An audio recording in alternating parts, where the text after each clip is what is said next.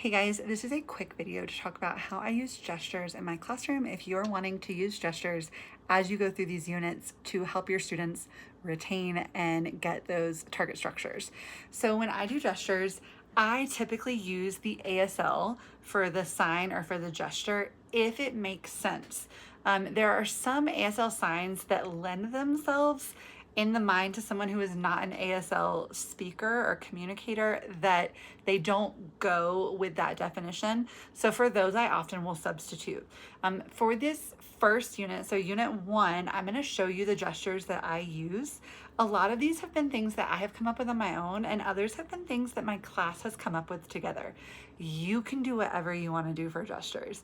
So in unit 1, we do I, there is, or there are. This is the gesture that I use for I.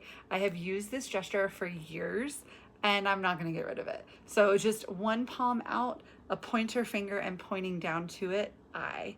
I would also do the same gesture if I'm using a different tense. I would just indicate the tense. So I, but I might say había and show that it's in the past. Or I might say abra and show that it's in the future and do the same gesture. That goes for any gesture that I do. I might show past or I might show future to help students understand the time frame.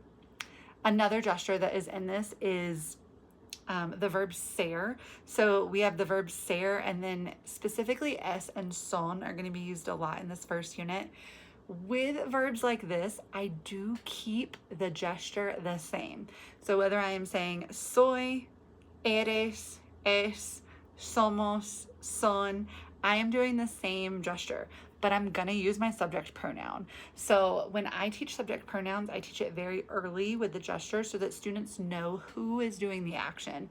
So I would use yo, I, am, soy. So I would show, even if I just said soy, I would say soy.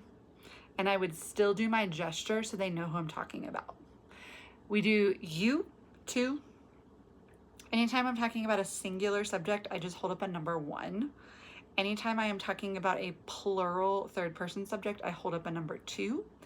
And anytime I am talking about a we, nosotros subject, I do this. So that way my students know what goes with what. So if I said son, they would know 2 people and they know this gesture for son. Dice is another verb that is in unit 1. So I would say dice, just pointing to your mouth. You could, I have some kids that like to do this. I don't like to do this because to me, this is more like talking versus saying something. You do you. Se llama, or calling yourself, is another verb. This is another one that I think is really important to use those gestures. So if I were talking about myself, I would still say me llamo, like a little name tag. Te llamas, you call.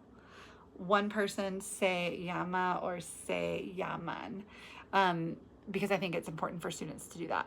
I don't do gestures for other things in my classroom unless we are doing a gesture story, but you could if you want to. I think those are really great to kind of collaborate and create with your class. But hopefully this gives you an idea of the gestures that I use, at least in Unit 1, and how to do gestures for verbs with your students.